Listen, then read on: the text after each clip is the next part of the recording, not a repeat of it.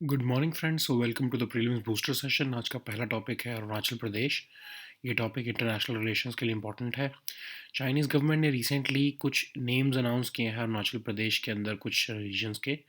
तो तीसरी बार चाइना ऐसा कर रहा है अरुणाचल प्रदेश में। 2017 में, 2021 में और अब दोबारा से 2023 में ये ऐसा किया जा रहा है। जिन एरियाज़ के नाम अनाउंस किए गए हैं उसमें से 2 रेजिडेंशियल एरियाज़ हैं, 5 माउंटेन पीक्स हैं और 2 रिवर्स हैं। तो चाइना ऐसा कर क्यों रहा है? क्योंकि चाइना अरुणाचल प्रदेश की 90,000 स्क्वायर किलोमीटर की टेरिटरी को क्लेम करता है। वो इस रीजन को ज़ैंगनैन कहता है, जो कि साउथ तिब्बत है, मतलब एक तरह से। और ऐसा करके होगा क्या? चाइना क्यों करना चाहता है? चाइना की स्ट्रैटेजी है, वो अपनी टेरिटोरियल क्लेम जब भी किसी रीजन पर करता है तो वहाँ पर जो है वो अपने नाम देने शुरू कर देता है। तो चाइना जो है routinely issues of outrage statement of outrage भी इशू जो है स्टेटमेंट ऑफ आउटरेज भी जो है वो इशू करता रहा है जब भी इंडियन कोई ऑफिशियल, जैसे कि कोई हमारे वाइस प्रेसिडेंट जाते हैं तब भी या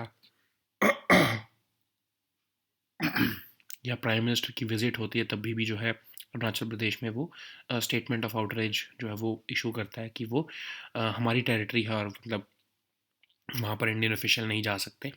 तो इसीलिए जो है जब दलाई लामा भी अरुणाचल प्रदेश गए थे तो 2017 में उसी के बाद से ये नाम देने जो है चाइना ने शुरू किए थे। तो अब चाइना क्या कह रहा है कि हम जो नाम दे रहे हैं वो हिस्टोरिकल, कल्चरल, एडमिनिस्ट्रेटिव और जुरिस्डिक्शनल बेसिस पर हैं।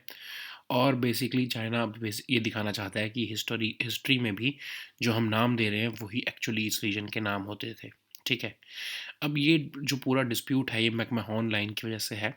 ये मैकमाहोन लाइन जो है ये ईस्टर्न सेक्टर में जो हम इंडिया और चाइना की बाउंड्री है उसको डिफाइन करती है।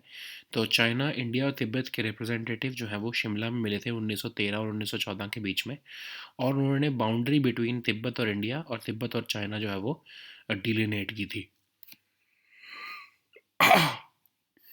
तो उस कॉन्फ्रेंस को सर हेनरी मैकमahon, जो उस टाइम पर फॉरेन सेक्रेटरी थे ब्रिटिश इंडिया के, उन्होंने जो है वो ये मैकमahon लाइन जो है वो ड्रॉ करके ये कॉन्फ्रेंस में जो है वो कल्मिनेट किया था।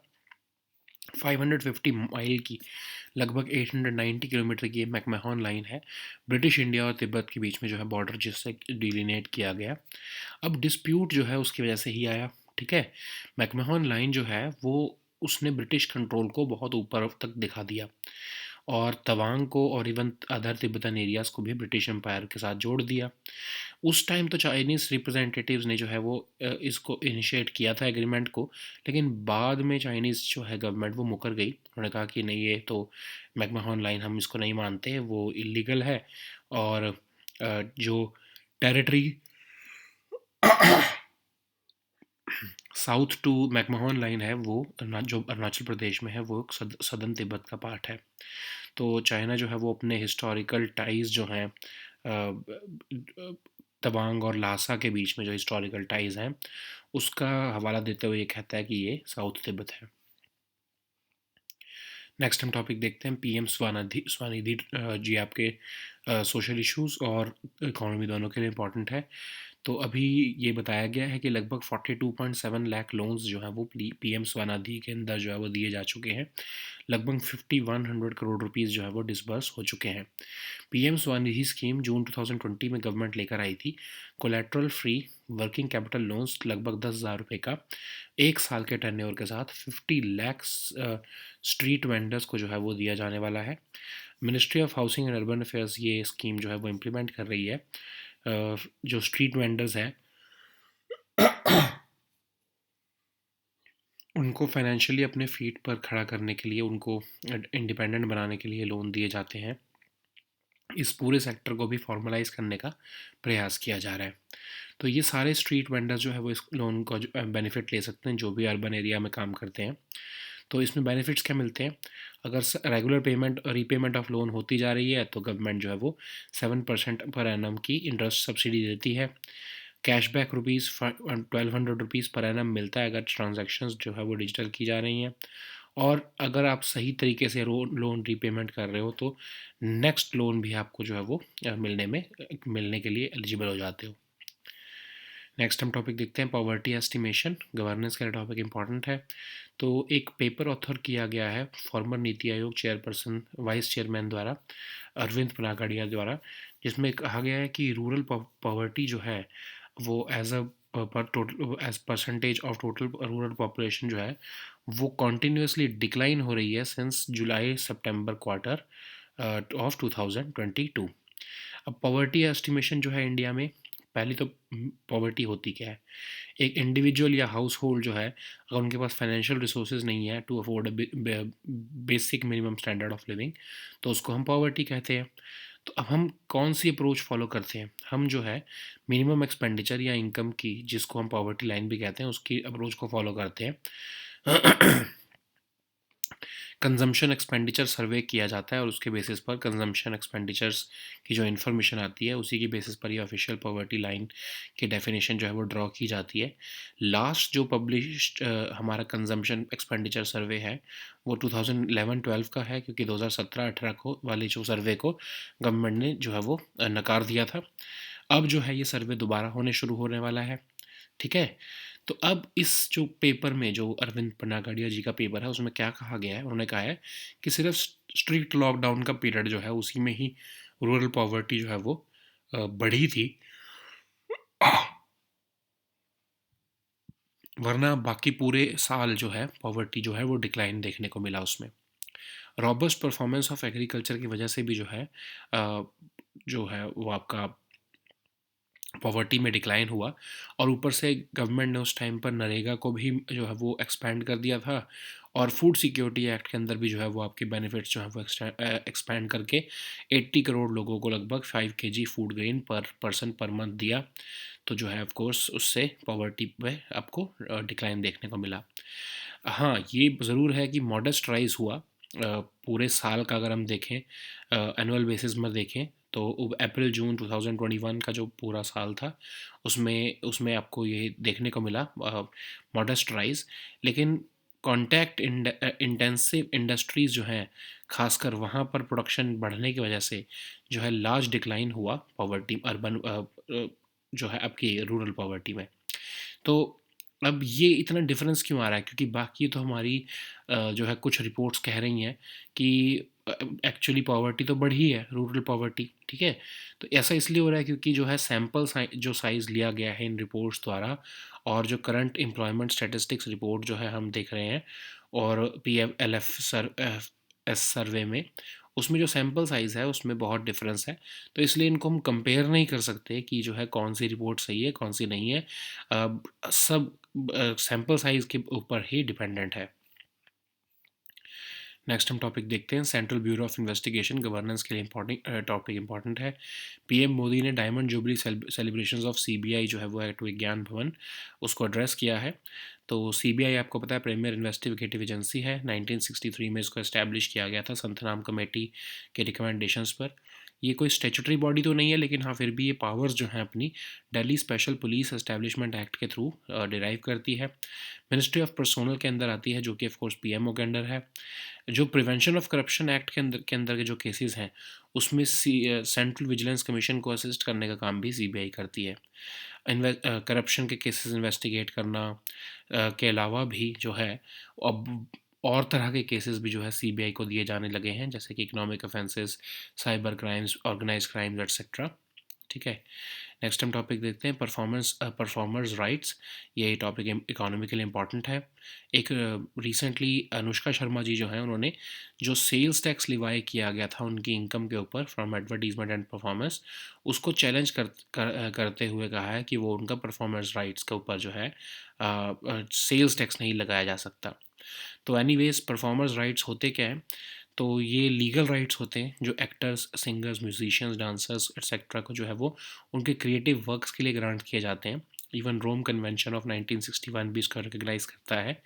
अपार्ट फ्रॉम दैट जो वर्ल्ड इंटेलेक्चुअल प्रॉपर्टी ऑर्गेनाइजेशन जो है वो भी ऑफ कोर्स इसको जो है वो उसकी जो परफॉर्मेंस और फोनोग्राम्स ट्रीटी है वो भी इन राइट्स को रिकग्नाइज करती है। तो बेसिकली वीपो की जो है ये ट्रीटी जो है 1996 की, परफॉर्मेंस एंड फोनोग्राम ट्रीटी, उसी के थ्रू ही जो है ये मॉरल राइट्स आए परफॉर्मर्स के, जिनको रिकॉग्नाइज़ किया गया। इंडिया में भी जो परफॉर्मर राइट्स हैं उनको कॉपीराइट एक्ट ऑफ 1957 के अंदर रिकॉग्नाइज़ किया गया है। और जो ये परफॉर्मर्स के राइट्स मिलते हैं क्रिएटिव वर्कर्स को 50 साल के लिए दिए जाते हैं। ठीक है, कॉपीराइट्स तो आपको पता ही है, लीगल राइट्स हैं जो कि इंटेलेक्चुअल प्रॉपर्टी ओनर को जो है ग्रांट किए जाते हैं in the name of in the form of copyrights. इससे जो है जो ओरिजिनल मटेरियल का क्रिएटर है उनको प्रोटेक्शन मिलती है कि उनके कोई जो है क्रिएशन को कोई डुप्लीकेट या फिर उनके क्रिएशन को कोई बिना उनकी परमिशन के यूज़ ना करे। अब वर्ल्ड इंटेलेक्चुअल प्रॉपर्टी ऑर्गेनाइजेशन क्या है? जिनीवा बेस्ड ऑर्गेनाइजेशन है, one of the 15 specialised agencies of UN है।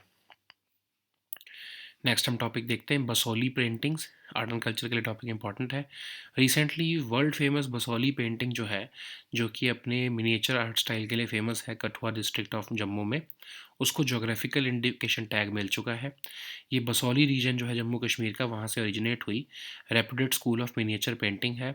सबसे पहली स्कूल ऑफ पहाड़ी पेंटिंग्स यही है और 17th और 18th सेंचुरी में ज़्यादातर ये फ्लरिश हुई under the patronage of local rulers और वेल्दी मर्चेंट्स। बहुत ही जो है ब्राइट कलर्स इसमें इस्तेमाल किए जाते हैं, येलो, ब्राउन, ग्रीन ग्राउंड जो है वो मोस्टली जो है इसमें यूज बनाए जाते हैं। Rich costumes, stylised faces, large bulging eyes के लिए फेमस है। इसमें लोकल रूलर्स की जो है पोर्ट्रेट्स बनाए जाते हैं। राधा कृष्ण, माधव, मालती लव जो है थीम पे जो है इसमें पेंटिंग्स बनाई जाती हैं। पेपर के ऊपर, क्लॉथ के ऊपर, वुड के ऊपर जो है नेचुरल पिगमेंट्स और डाइज का इस्तेमाल करते हुए पेंटिंग्स बनाई जाती हैं। तो जीआई टैग क्या होता है आपको पता ही है, जिसका स्पेसिफिक ज्योग्राफिकल ओरिजिन होता है उसको हम जीआई उस पर्टिकुलर हम प्रोडक्ट को जो है वो जीआई टैग देते हैं। तो इंडिया में जीआई टैग जो है वो registration and protection act of 1999 के अंडर जो है वो रेगुलेट होता है। 10 साल के लिए ये जीआई टैग दिया जाता है। इसको बार बार रिन्यू भी करवाया जा सकता है। नेक्स्ट हम टॉपिक देखते हैं स्नेल फिश। इन्वायरमेंट के लिए टॉपिक इंपॉर्टेंट है। साइंटिस्ट ने रिसेंटली एक स्नेल फिश को 8336 मीटर्स बिलो सी लेवल जो है वो नियर जापान जो है वो फोटोग्राफ किया है। ये डीपेस्ट रिकॉर्डेड फिश है एवर कॉट ऑन कैमरा। तो एक ऑटोनॉमस लैंडर का जो है वो इस्तेमाल किया गया है इतनी डीप जाकर एक फ़िश को रिकॉर्ड करने के लिए। तो स्नेल फ़िश एक सी स्नेल है जो डीप सी फिश भी है और ये फ्यू सेंटीमीटर से 1 मीटर तक की लेंथ तक की हो सकती है। Extreme environment of deep sea में रहने के लिए वेल अडेप्टेड है। North Atlantic, north Pacific, Arctic और अंटार्कटिक एरियाज़ में ज़्यादातर के ठंडे पानी में ज़्यादातर आपको देखने को मिलती है। अब ईज़ू ओगासावारा ट्रेंच का है जहाँ पर ये फ़िश आपको देखने को मिली है। ये वेस्टर्न पैसिफिक ओशन रीजन का एक पार्ट है। फिलीपींस सी प्लेट और पैसिफिक सी प्लेट जो है यहाँ पर आपको जो है वो के जो बाउंड्री वाला पार्ट है वहाँ पर ये सी ट्रेंच आपको देखने को मिलेगी। सीस्मिकली एक्टिव जोन है ये। यहाँ पर पैसिफिक प्लेट जो है वो सबडक्ट हो रही है beneath the Philippine sea plate. Next हम टॉपिक देखते हैं स्लाइनेक्स। ये टॉपिक आपके जो है सिक्योरिटी के लिए इंपॉर्टेंट है। 10th edition of maritime exercise SLINEX जो है वो रिसेंटली बिगन हुई है कोलंबो में। ये exercise annual bilateral maritime exercise है बिटवीन इंडियन नेवी और श्रीलंकन नेवी। जो है ये 2 फेजेस में कंडक्ट की जाती है। पहला हार्बर फेज़ होता है, दूसरा सी फेज़ होता है। नेक्स्ट हम टॉपिक देखते हैं कामराजर पोर्ट। इकोनॉमी के लिए टॉपिक इंपॉर्टेंट है। तो चेयरमैन ऑफ कामराजर पोर्ट जो है उन्होंने कहा है कि जो ये पोर्ट है ये केप साइज वेसल्स और ह्यूज कंटेनर वेसल्स को भी होस्ट करने के लिए अब तैयार है। अब ये कामराजर पोर्ट जो है 12th major port of India है। कोरोमंडल कोस्ट पर लोकेटेड है, लगभग 24 किलोमीटर नॉर्थ ऑफ चेन्नई। ये only corporatized major port of India है जो कि एक कंपनी की तरह रजिस्टर किया गया है। नेक्स्ट हम टॉपिक देखते हैं मार्क 54 एंटी सबमरीन टॉर्पीडो। ये भी सिक्योरिटी के लिए टॉपिक इंपॉर्टेंट है। टॉप गवर्नमेंट ऑफिशियल्स कह रहे हैं कि इंडिया जो है एक वेपन्स डील साइन करने वाला है यूएस से टू बाय अमेरिकन वेपन्स, जिसमें कि मार्क 54 एंटी सबमरीन टॉर्पीडोज भी हैं। ये primary anti submarine warfare weapon है जो कि US navy surface ships use करती हैं। लाइट वेट हाइब्रिड टॉर्पीडो है ये, इसको हम कहते थे पहले, और ये डीप और शैलो वाटर्स दोनों में इसका इस्तेमाल किया जा सकता है। 2.71 मीटर की इसकी लेंथ है, 32.3 सेंटीमीटर का डायमीटर है, और इसकी हाइट जो है वो सॉरी जो इसका वेट है लगभग 275 के आसपास केजी है। ये एक एक्सटर्नल कंबशन इंजन द्वारा पावर किया जाता है। इसकी क्रूज स्पीड लगभग 74.1 किलोमीटर पर आवर है। So now let us see all these topics in English.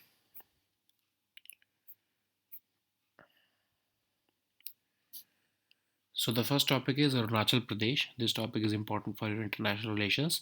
So recently, Chinese government has laid some certain uh, names to territories in Arunachal Pradesh. So this is the third such list that has been released by the Chinese government. The first one was released in 2017 when Dalai Lama visited Arunachal Pradesh. Immediately after that, the Chinese government did this misadventure. In 2021 also, certain areas were named spuriously by Chinese government, saying that it is part of South Tibet. So currently they at this time they have released names to two residential areas, five mountain peaks, and two rivers. Why is China doing it? Because they have made a claim of about 90,000 square kilometer of Arunachal Pradesh as its territory. They call this region as Zhangnan, which is basically a reference to South Tibet. So why China is making these claims? Because China has a strategy to assert its territorial claims over the Indian territory. So they have this habit. They issue statement of outrage whenever any Indian official, like when Vice President Venkaiah Naidu ji visited this area in October 2021. They issued this statement of outrage, and similarly when Dalai Lama visited this area, they issued this statement. They issued this statement of outrage, and during both occasions, after both occasions, they made certain names to this region. Okay, so what has happened this year, and what has happened recently? Basically, in the U.S. Congress, a resolution was introduced to ensure or to guarantee that Arunachal Pradesh is an integral part of India.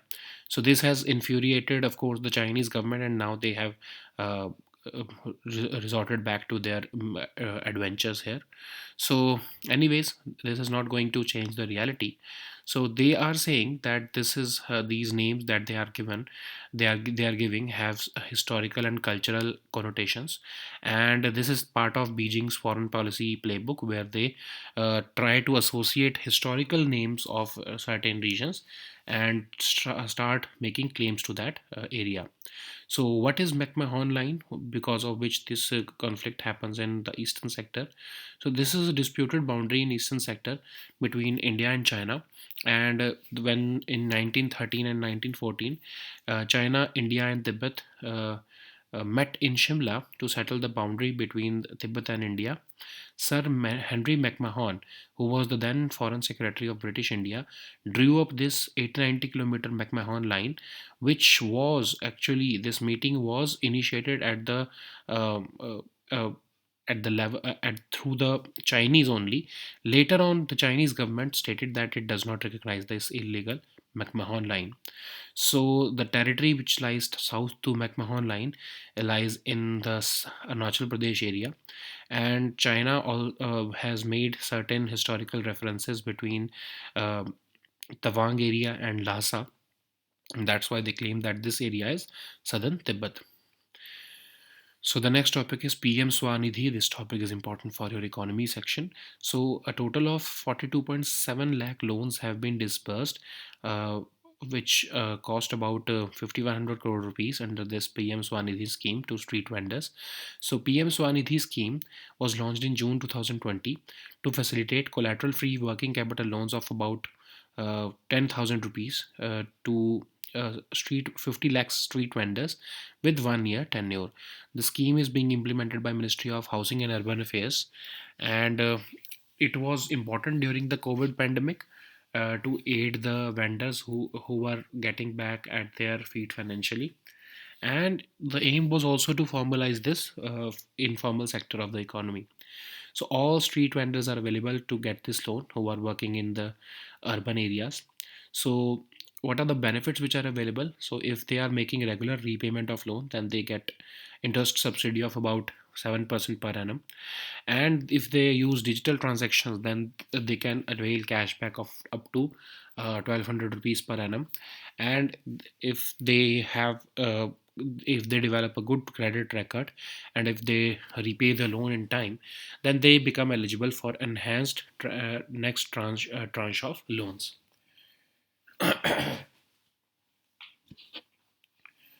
So the next topic is poverty estimation.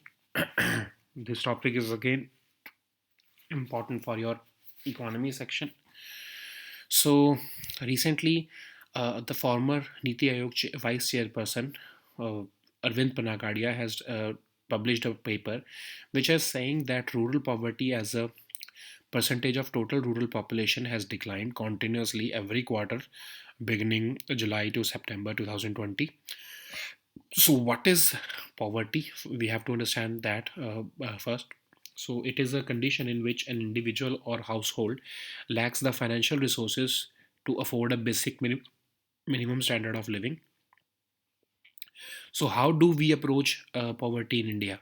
So we specify a minimum expenditure or income. Based upon that, we draw up a poverty line. And how do we initiate that expenditure or minimum expenditure? We use the consumption expenditure survey, which is conducted by the National Statistical Office.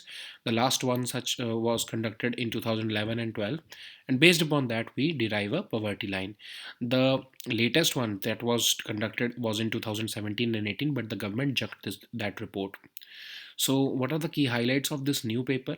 So, this paper is saying that only during the strict lockdown period, the rural poverty saw a modest rise, but otherwise, the rural poverty has witnessed a sharp decline in the subsequent period.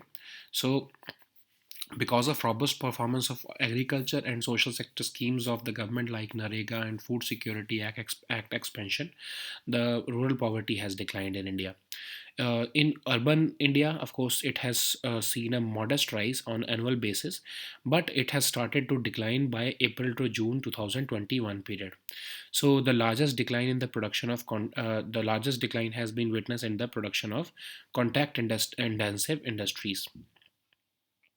Why there are differences? Because certain reports like the current employment statistics report and the PLFS survey is saying otherwise, because they are having different sample sizes, so and the sample designs.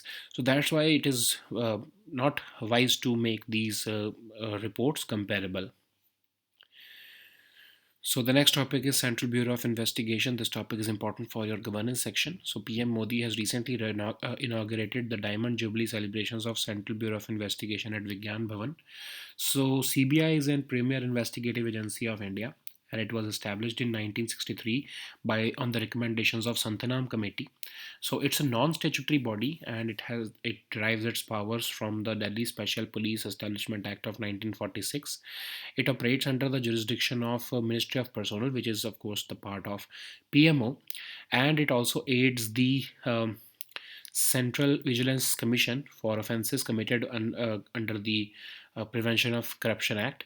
So, apart from investigating corruption offences, now its mandate has been expanded to cover a wide range of cases like economic offences, cyber crimes, organized crimes, and even special other crimes. So the next topic is performers' rights. This topic is important for your economy section. Recently, Anushka Sharma has challenged the sales tax sales tax which has been levied against her income from advertisements and performances in award shows, claiming that it is her copyright, and the income that she derives from it should not be ch- charged under the sales tax. Okay, so anyways, what is performers rights? So it refers to the legal rights which is granted to the actors, singers, musicians, dancers, etc. for their creative works. It is also recognized under the Rome Convention of 1961. as well as the WIPO Performance and Phonogram Treaty of 1996, which has actually granted this moral rights of the performers, and it was recognized at the global level by any international treaty. Even in India, the Copyright Act of 1957 recognizes these performer rights, which are granted to the performers for 50 years. So, anyways, what is a copyright? We know that it is a legal right granted to intellectual property owner, and it helps the protector to ensure that no one can duplicate or use their intellectual property without their authorization. So, what is World Intellectual Property Organization? It is an organization which is based in Geneva, and it is one of the 15 specialized agencies of the UN. So the next topic is Basoli painting. This topic is important for your art and culture section. Recently, the world famous Basoli painting, which is popular for its miniature art style, from Kathua district of Jammu, has obtained the GI tag. So Basoli paintings originate from the Basoli region of Jammu and Kashmir, and it is a reputed school of miniature paintings. It is the first school of Pahadi paintings also. It flourished during the 17th and 18th century under the patronage of local rulers and wealthy merchants. So it uses bright colors, and paintings are shown in rich costumes, stylized faces, and large bulging eyes. The portraits are generally of local rulers, Radha Krishna, Madhav, Malti love themes, and these are painted on paper, cloth, and wood materials using natural pigments and dyes. What is a GI tag? GI tag, you know that it is a sign which is used on products which have a specific geographical origin. In India, we get these GI tags under the Geographical Indications of Goods Registration and Protection Act of 1999. This tag is given for a period of 10 years, which is, of course, renewable also. So the next topic is snailfish. This topic is important for your environment section. Recently, scientists have photographed a snailfish which was swimming about 8,336 meters below the sea level in Japan, near Japan. So it is the deepest recorded fish ever caught on camera. Scientists used an autonomous lander camera into the Izu Ogasawara Trench, which is near Japan, and to film this snailfish. This snailfish is a sea snail, and it is a deep sea fish. It can range from just a few centimeters to nearly 1 meter in length.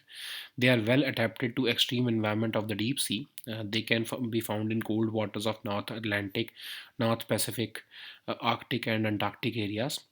So, what is Izu Ogasawara Trench? So, it is located in the Western Pacific Ocean on the boundary between Philippine Sea Plate and Pacific Plate. It is one of the most seismically active regions of the world, and in this area, Pacific Plate is subducting beneath the Philippine Sea Plate. So the next topic is SLINEX 2023. This topic is important for your security section.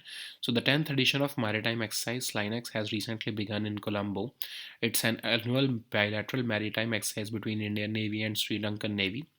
And the aim is to, of course, enhance interoperability, improve mutual understanding, and exchange best practices. It is conducted in two phases. First, of course, phase is the harbor phase, and which is followed by the sea phase. So the next topic is Kamarajar Port. This topic is important for your economy section. Chairman of Kamarajar Port has recently said that the port will soon be able to handle cape-size and vessels and huge container vessels. Kamarajar Port is the 12th major port of India. It is located on the Coromandel coast, which is about 24 kilometers north of Chennai. And it is the only corporatized major port in India which is registered as a company. So the next topic is Mark 54 anti-submarine torpedo. This topic is important for your security section. So top government officials have recently hinted that that India is going to sign a weapons deal with US to buy American weapons, including the Mark 54 anti-submarine torpedoes. So what is this Mark 54 anti-submarine torpedo? It's a primary anti-submarine warfare weapon which is used by the US Navy surface ships, fixed wing aircrafts, and even the helicopters. It was previously known as the lightweight hybrid torpedo. It can be used in both deep and shallow waters. It has a length of about 2.71 meter, a diameter of about 32 0.3 centimeters and a weight of about 275 kgs. It is powered by an external combustion engine and it can attain a cruise speed of about 74.1 km per hour. So these were our topics for today. We'll meet next time with new topics. Until then, goodbye and take care.